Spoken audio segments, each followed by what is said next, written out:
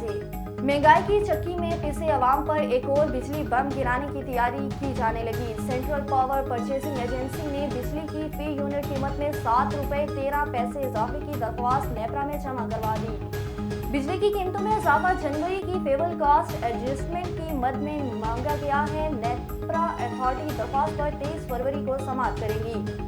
वाज़ेह रहे कि जनवरी में सबसे महंगी बिजली ₹45.60 फी यूनिट के हिसाब से डीजल से पैदा की गई।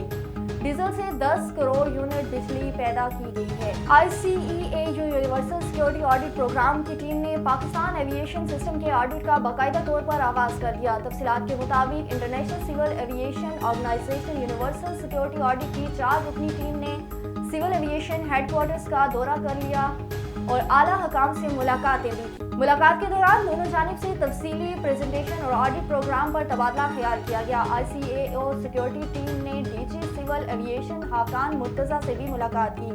DGCA ने मुकम्मल ताउन और तमाम शोबे तक मुकम्मल रसाई की यकीन दहानी करवाई। पाकिस्तान इंटरनेशनल एयरलाइंस की इंतजामिया ने कौमी एयरलाइंस की निजकारी से मुतल्लिक तफसीलात पाकिस्तान स्टॉक एक्सचेंज को फराहम कर दी। मरासले के मुताबिक कौमी एयरलाइन की निजकारी के लिए पहले मरहले में दुबई में गैर मुल्की कंपनी को मालियाती मशीर मुकर्रर कर दिया गया।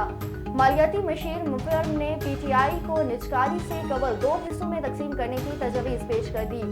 PTI इंतजामिया के मुताबिक मालियाती मशीर फर्म ने कौमी एयरलाइंस की 2 हिस्सों की तकसीम की तजवीज़ निजकारी कमीशन दी है। वफाकी काबीना ने 6 फरवरी को PIA को 2 हिस्सों में तकसीम करने की मंजूरी दे दी।